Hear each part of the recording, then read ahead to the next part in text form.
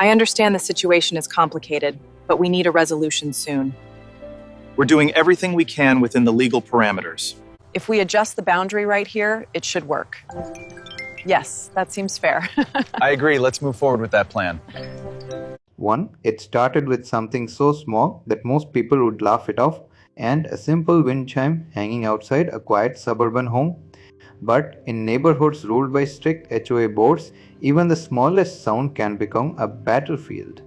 The house stood at the edge of a polished, overly controlled community where lawns looked identical, fences measured with military precision, and silence was treated like a rule rather than a preference.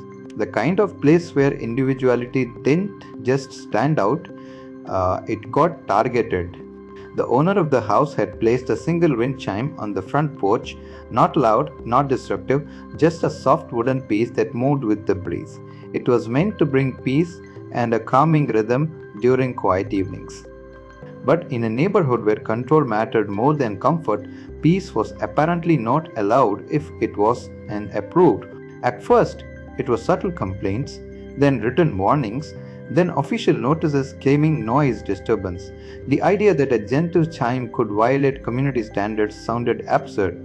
But in HOA logic, even breathing differently can sometimes be considered a violation.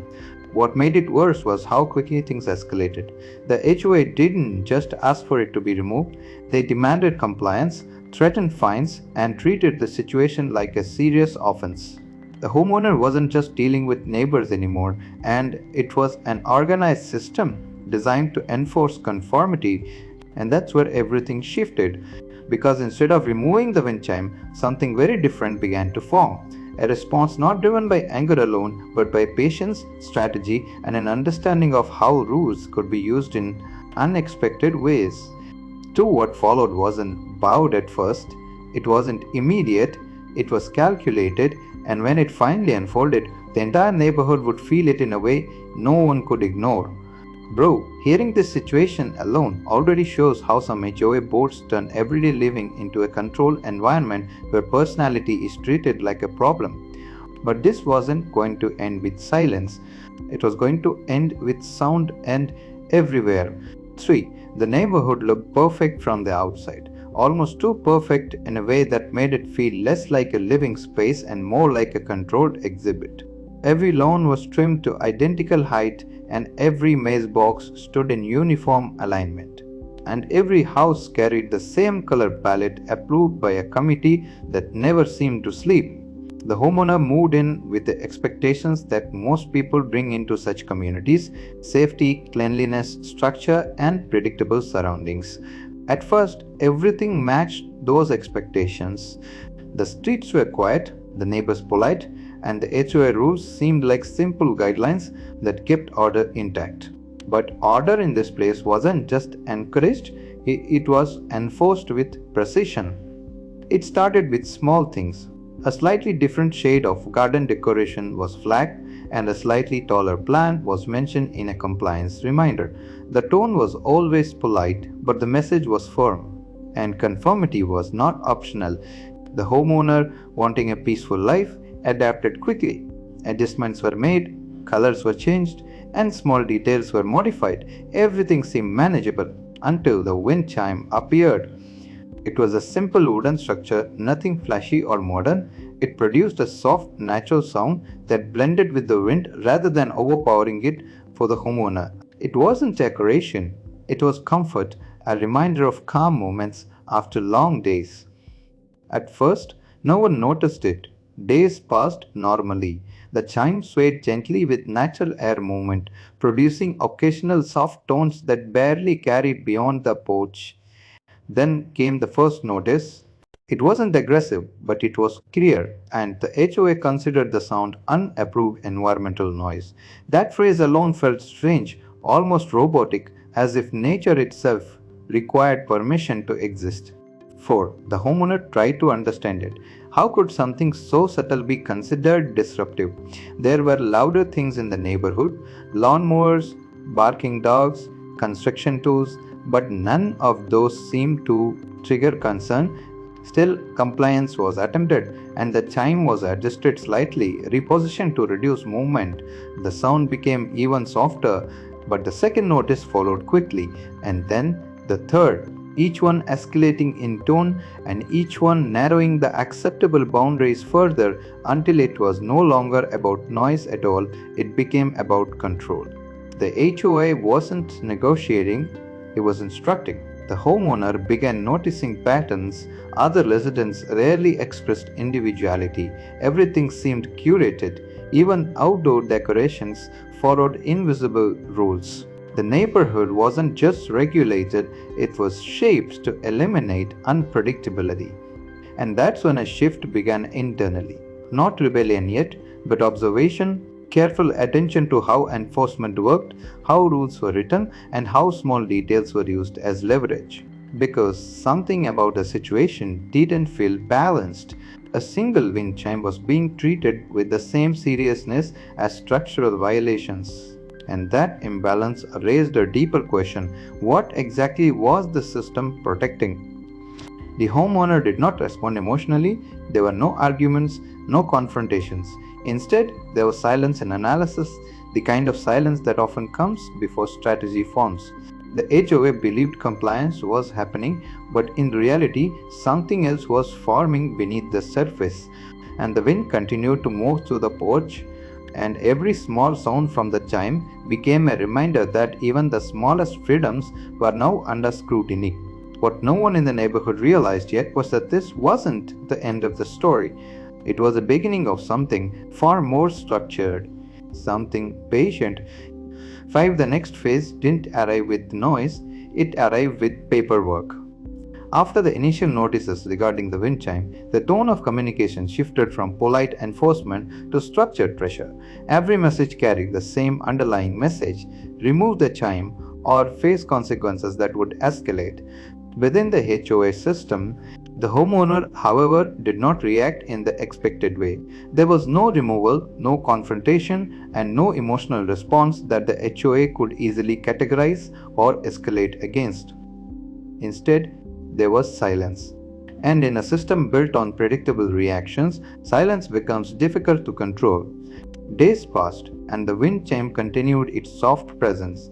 It was still small, still harmless, still natural, but now it symbolized something far larger than decoration. It represented a boundary that the system could not easily cross without revealing its own rigidity. The HOA began increasing pressure through procedural means. Inspection reminders became more frequent, compliance notices became more detailed, and every aspect of the property began to be examined under stricter interpretation of rules that previously seemed flexible.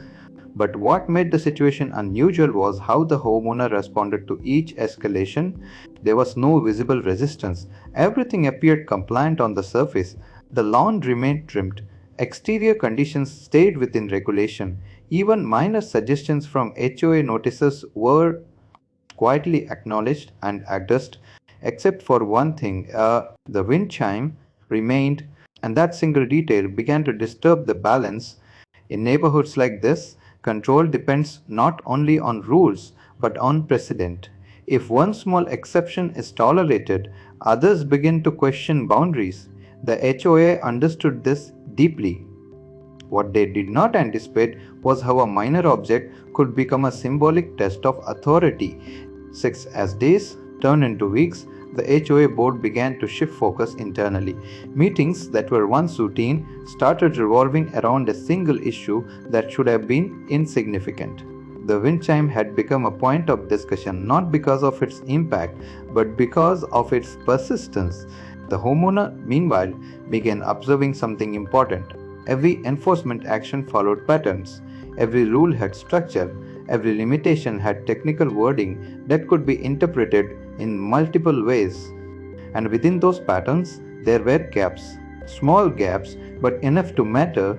Instead of reacting emotionally, the homeowner began studying those gaps with quiet precision, not to fight immediately, but to understand how the system functioned at its core. Because systems like this do not respond to emotion, they respond to structure. And structure can be studied The neighborhood remained visually unchanged, but the emotional atmosphere slowly shifted. Neighbors became more observant, and subtle attention began to gather around the house with the wind chime. Not hostility yet, but curiosity mixed with quiet and uncertainty. The HOA increased presence but still found nothing actionable beyond the original complaint, and that created frustration within the enforcement cycle.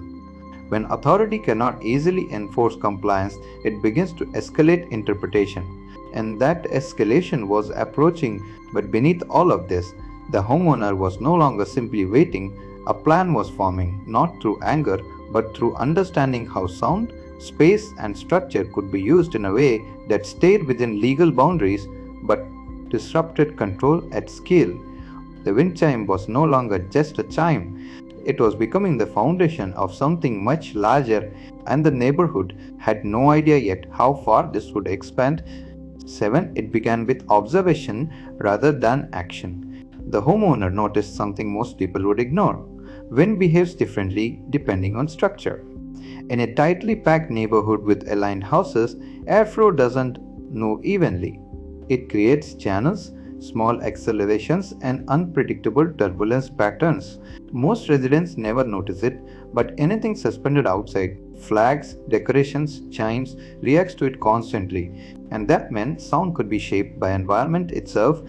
The original wind chime had been small, almost invisible in the broader context of the neighborhood, but the HOA's reaction had turned it into a focal point, and now the homeowner began analyzing not just the object, but the system reacting to it. The key realization wasn't about volume, it was about multiplication. One chime was harmless, but what would happen if sound wasn't concentrated in one place but distributed across multiple points of airflow? At this stage, nothing had been built yet. This was purely conceptual planning, but it was already clear that the HOA's enforcement strategy depended on isolating violations. Single points of complaint were easier to manage, and distributed elements would be harder to categorize, and that's where the idea started forming. Instead of removing the wind chime or replacing it with silence, the concept evolved into something much more complex, not louder in the traditional sense, but broader in presence. The homeowner began researching materials. Bamboo became the focus, not because it was loud individually, but because it produced layered tonal variation when moved in groups. Unlike metal chimes, bamboo created organic, uneven sound patterns that shifted with wind speed. That variability was important because predictable sound can be measured. Unpredictable sound becomes harder to regulate. As planning continued, the scale of the idea increased, not one or two chimes, but many, enough to interact with airflow across the property in different points simultaneously. But even at this stage, everything remained within legal boundaries. There was no violation in placing decorative objects on private property. There was no restriction preventing sound producing decor, only vague language about disturbance. And that vagueness was exactly what made the system fragile. The homeowner did not rush the process. Instead, each step was carefully evaluated against HOA rules, and placement guidelines, structural attachments, and spacing were all considered. The goal was not confrontation, it was compliance within interpretation. Meanwhile, the HOA remained focused on the original chime, unaware that the situation was evolving into something far larger. The emotional tension in the neighborhood subtly increased. People began noticing small construction activity around the property, not disruptive but noticeable. Bamboo structures being prepared, hanging points being measured, nothing that broke rules, nothing that triggered immediate enforcement, but enough to create curiosity. And curiosity in controlled environments often becomes the first signal of change. The homeowner understood this fully. Every action was deliberate, every step legal, every detail structured to avoid direct violation while preparing for something expansive. The wind chime incident was no longer about one object. It was becoming about how far interpretation of disturbance could stretch before it collapsed under its own ambiguity.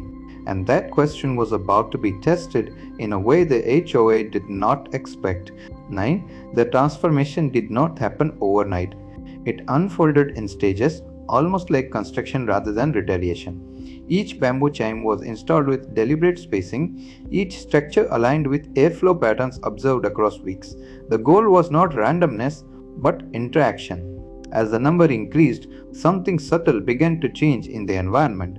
The sound was no longer centralized, it was distributed, layered, fragmented across space in a way that made it difficult to ignore but impossible to pinpoint as a single violation. The HOA initially did not understand what was happening. From their perspective, there were still just decorative elements on private property, but the cumulative effect was beginning to emerge. Wind passing through the neighborhood no longer moved silently past the house, and it interacted with multiple suspended bamboo structures, creating overlapping tones that shifted depending on weather conditions. Individually, none of them were loud, and collectively, they created presence. And presence was harder to regulate than noise. As installation continued, the count increased steadily, dozens became hundreds, and eventually reaching a scale that transformed the entire front and side structure of the property. Still, everything remained technically compliant. No amplification systems, no mechanical devices, just natural wind interaction with natural materials. But the HOA's perception began to shift. What had started as a single complaint had now become a visible environmental feature of the neighborhood. And unlike traditional violations, this one could not be easily removed without direct justification. Neighbors began reacting differently. Some were confused and some were frustrated, some simply watched. The house had become a point of focus in a place designed for uniformity.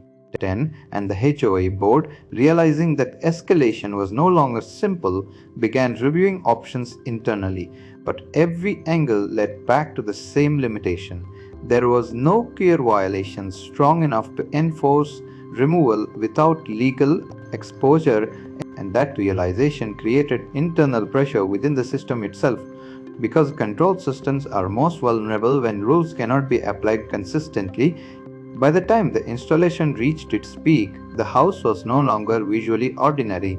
It had become an acoustic structure shaped by environment and design. And the original wind chime was no longer the issue. So it had evolved into something much larger, something the HOA could no longer treat as a simple complaint. It had become a systemic challenge. 11. By the time the bamboo installation reached its full scale, the house had become something the neighborhood was no longer comfortable ignoring. It was still technically a normal property under HOA rules, but visually and emotionally it no longer blended into the environment. The structure responded to wind in constant motion, producing layered sound patterns that shifted depending on weather, direction, and intensity of airflow. What made it unsettling wasn't in volume, it was unpredictability. The HOA board initially tried to approach the situation the same way they had handled earlier complaints: documentation, inspections, and repeated reviews of community guidelines.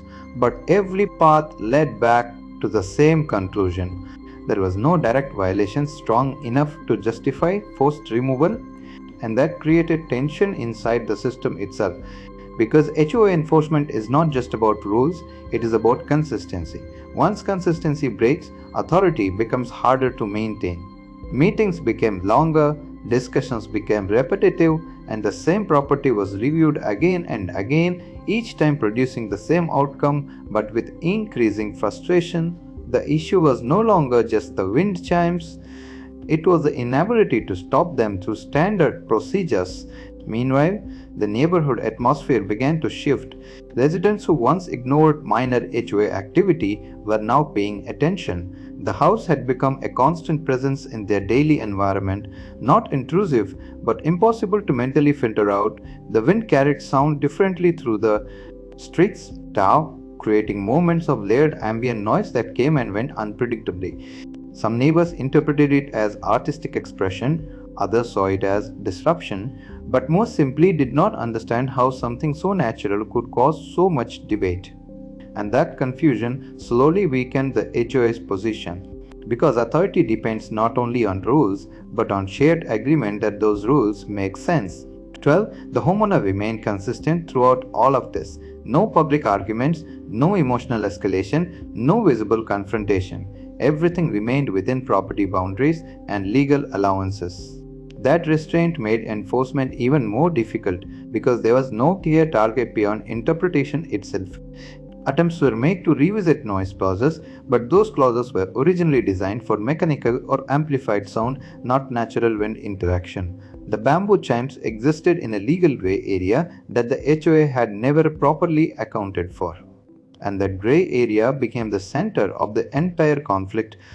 As weeks passed, something subtle happened within the HOA board dynamics. Pressure shifted internally. Members began questioning not just the property but the effectiveness of their own governance model. Every attempt to resolve the situation resulted in more attention being drawn to it, and attention in this case strengthened the homeowner's position rather than weakening it. The system had encountered something it could not easily classify, not defiance, not violation, but structured compliance that still created impact. And that is where control systems begin to struggle, because they are designed for rule breaking and not rule maximization. The house stood unchanged, but the perception around it had transformed completely, and the HOA, without realizing it yet, was approaching the point where enforcement would no longer be about rules, but about admitting limitation, and that was something it was not ready to do. 13. Eventually, the HOA reached its limit, not in authority but in options. Every procedural path had been exhausted. Every rule had been reviewed, interpreted, and reinterpreted. Yet the result remained the same. The bamboo chimes, as structured across the property, did not violate any enforceable clause in a direct, actionable way, and without a clear violation, enforcement became symbolic rather than practical. The frustration within the board was no longer about noise, it was about control that could not be exercised cleanly. And in systems like this, that kind of limitation creates internal instability.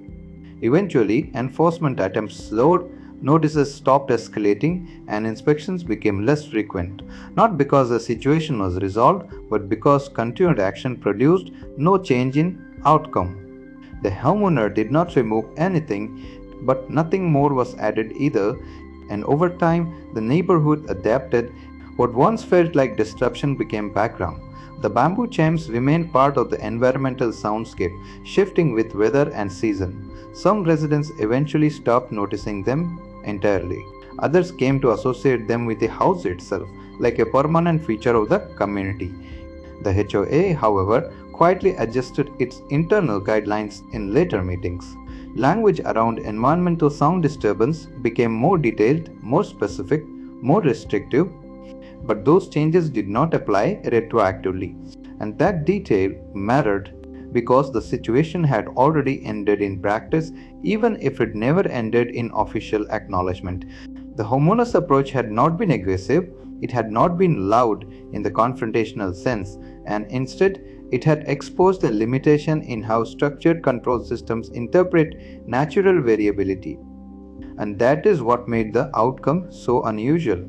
14. There was no dramatic victory moment, no confrontation scene, no visible breakdown, just a gradual shift in control dynamics until enforcement no longer functioned effectively in the original form. The house remained unchanged, but the perception of authority around it had changed permanently, and in communities like this, perception is often more powerful than enforcement. 15 Pro. Situations like this really show how fragile over-controlled systems can become when they rely too much on vague enforcement instead of clear rules. What stands out here is not revenge in a dramatic sense, but structure. The homeowner didn't break rules. That's the key point most people miss when they hear HOA stories online.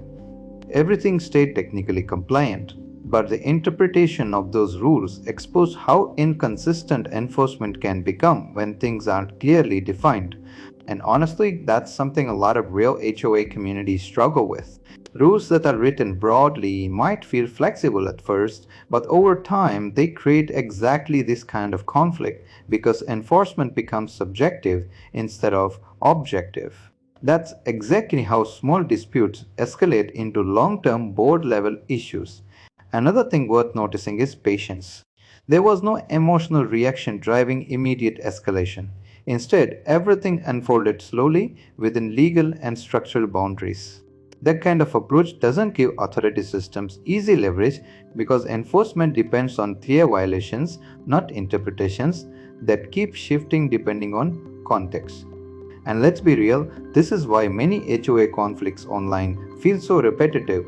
It's rarely about the actual object like wind chimes, paint colors, or garden setups. It's about control and how far that control can extend before it starts contradicting itself. If there's one takeaway here, it's this.